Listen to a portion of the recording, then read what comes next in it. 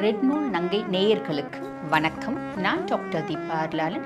இன்னைக்கு நம்ம என்ன டாபிக் பற்றி டிஸ்கஸ் பண்ண போகிறோம் அப்படின்னா, 12 ராசிகள் பெண்கள் உங்களோட குணாதிசயங்கள் என்ன, உங்களோட லவ் எப்படி இருக்கும், உங்களோட இன்ட்ரெஸ்டிங்கான கேரக்டர்ஸ் என்னென்ன, நீங்கள் எந்தெந்த விஷயத்தில் ஏமாற்றப்படுவீர்கள், இப்படி பல சுவாரஸ்யமான விஷயங்களை இந்த பதிவில் டிஸ்கஸ் பண்ண போகிறோம். ஆக வீடியோவை ஸ்கிப் பண்ணாமல் பாருங்கள். அப்போ தான் உங்களுக்கு முழுசும் நான் என்ன சொல்கிறோம் அப்படின்றது புரியும். ரிஷபராசி பெண்கள், ரிஷபத்தை பற்றி சொல்லணும் அப்படின்னா என்ன சொல்றது? இது பாருங்க, பூமி தத்துவ ராசி, நிலத்தத்துவ ராசி அப்படின்னு சொல்லலாம். பெண் ராசி அப்படின்னு சொல்லணும். பொதுவாக ரிஷபத்தை பார்க்கும்போதுங்க 100 பேர் இருக்காங்க அப்படின்னா கூட ரிஷபம் தனியே தெரியும். ஒன்றும் இல்லைங்க, ரொம்ப சிம்பிள். ஒரு 300 ரூபாய்க்கு ஒரு ட்ரெஸ், அட ஏங்க 300 ரூபாய்க்கு ஒரு ட்ரெஸ், ஒரு கோணி பையில் ஒரு ட்ரெஸ்ஸை தைச்சு நீங்கள் ரிஷபத்துக்கிட்ட கொடுங்க, அவ்வளோ ப்ளசண்ட்டாக சும்மா தேவதை மாதிரி வரும். இதுதான் ரிஷபம் அப்படின்னு சொல்லலாம். பொதுவாக ரிஷபத்துக்கு இன்பில்ட்டாகவே பார்த்தீங்கன்னா ரொம்ப அழகாக இருக்கணும், ரொம்ப தன்னை ப்ளசண்ட்டாக வச்சுக்கணும், மற்றவங்க முன்னாடி ரொம்ப அட்ராக்டிவாக இருக்கணும், அப்படிப்பட்ட எண்ணம்லாம் உண்டு.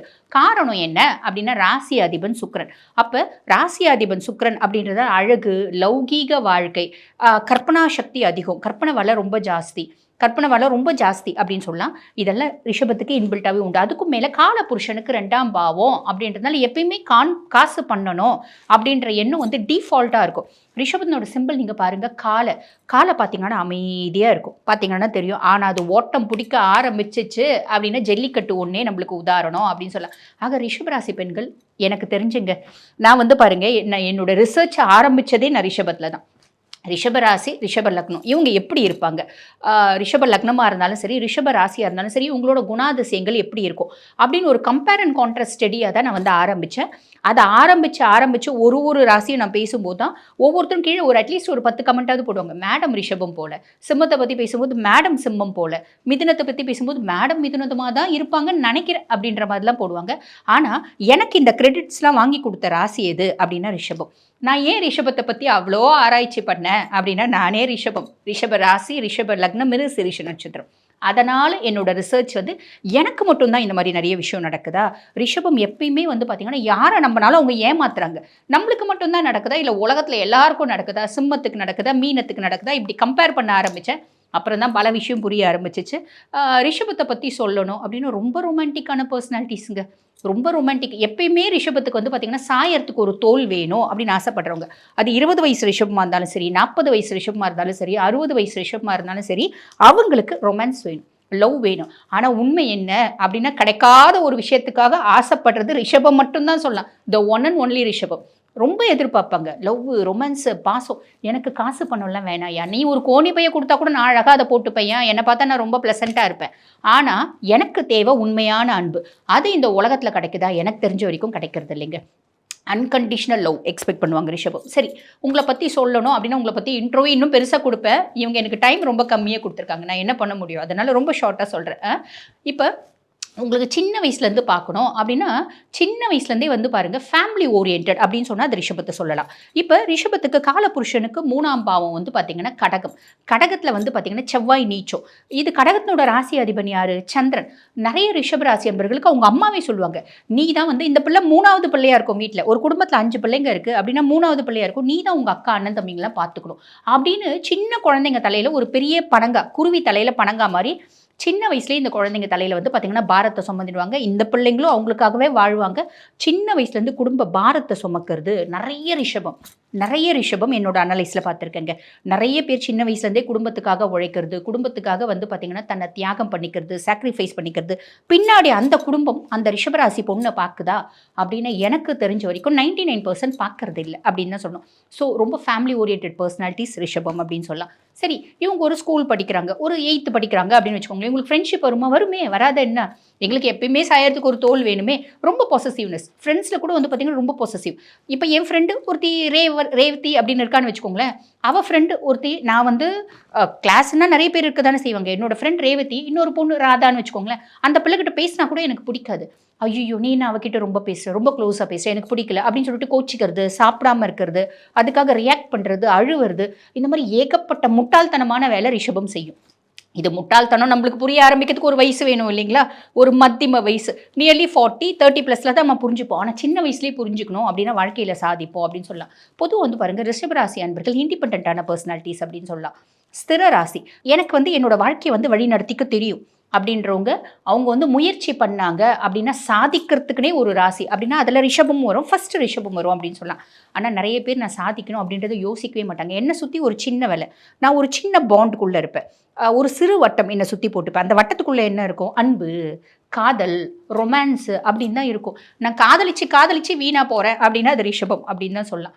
சரி, ரொம்ப பெரிய விஷயத்தை கூட ஃபேமிலிக்காக தூக்கி எரிஞ்சிடுவாங்க, போட்டு கொடுத்துருவாங்க அப்படின்னு சென்ஸ் தூக்கி போட்டுருவாங்க. அந்த அந்த ஆஸ்பெக்டில் சொல்ல வந்தேன்.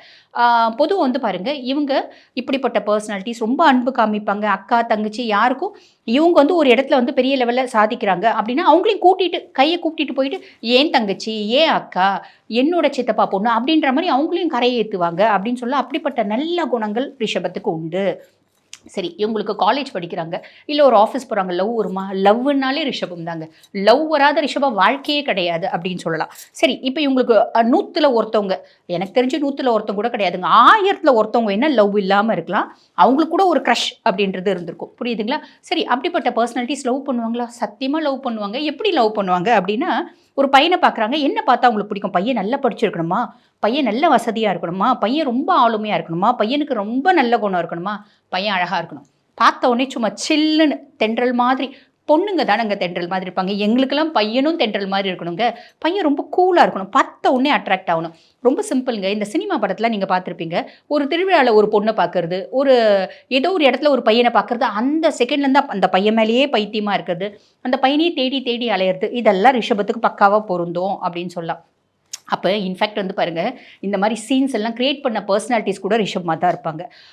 ஸோ இவங்களுக்கு ஒரு பையனை பார்த்த உடனே அந்த பையன் அழகாக இருக்கானா, சுக்கிரன் அழகு அட்ராக்ட் பண்ணும். ராசி அதிபன் சுக்கிரன் இல்லைங்களா, அழகாக இருக்கவங்களும் எனக்கு பிடிக்கும். அதுவும் இல்லாமல் சந்திரன் உச்சமடையக்கூடிய ராசி ரிஷபம். அப்போ பையன் ஒருத்தன் அழகாக இருக்கான், எனக்கு பார்த்த உடனே பிடிச்சிருச்சு. பிடிச்ச உடனே நான் என்ன பண்ணுறேன்?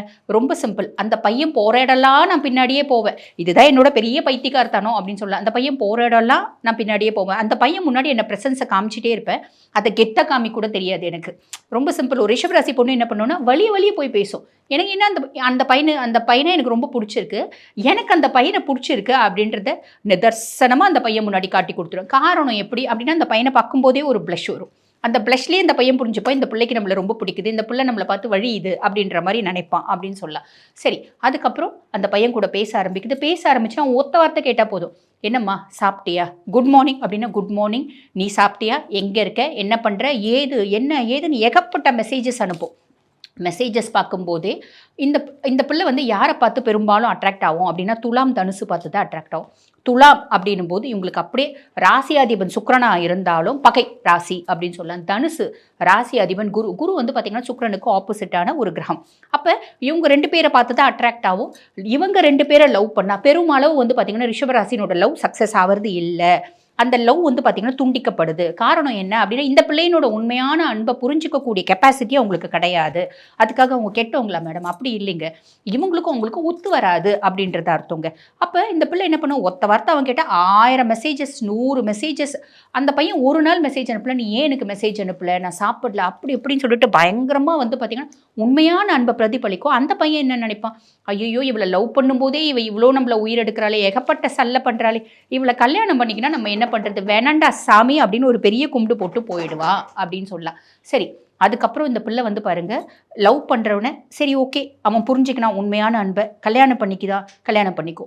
யாரை லவ் பண்ணுதோ சின்சியராக கல்யாணம் பண்ணிக்கோ. லவ் பண்ணும்போது வந்து பார்த்திங்கன்னாங்க, இந்த நம்ம சினிமாலாம் பார்த்துருப்போம் பார்த்தீங்களா, ஒரே ஒரு இளநீ வச்சு மணிக்கணக்காக 2 ஸ்ட்ரா போட்டு குடிச்சிட்டே இருக்குது. இந்த பிள்ளை குடிக்கவே குடிக்காது, அவனே பார்த்துட்டு இருக்கோன்னு வச்சுக்கோங்களேன். அந்த பையன் என்னென்னலாம் யூஸ் பண்ணும், சாக்லேட் கவர் இதெல்லாம் பெரும்பாலும் பையனுக்கு தான் யூஸ் பண்ணுவாங்க. நம்ம ரிஷபராசி பொண்களும் அப்படி பையனோட கர்ச்சீஃப் எடுத்து வச்சுக்கிறது, இந்த மாதிரி பையனோட ஞாபகங்கள்லேயே மூழ்கி இருக்கிறது. அவன் தான் வாழ்க்கை, அவனுக்காக தான் நான் பிறந்தேன், அவனுக்காக தான் வளர்ந்தேன், அவன் இல்லைன்னா எனக்கு வாழ்க்கையே இல்லை அப்படின்னு நினைக்கக்கூடிய பர்சனாலிட்டிஸ் அப்படின்னு சொல்லலாம்.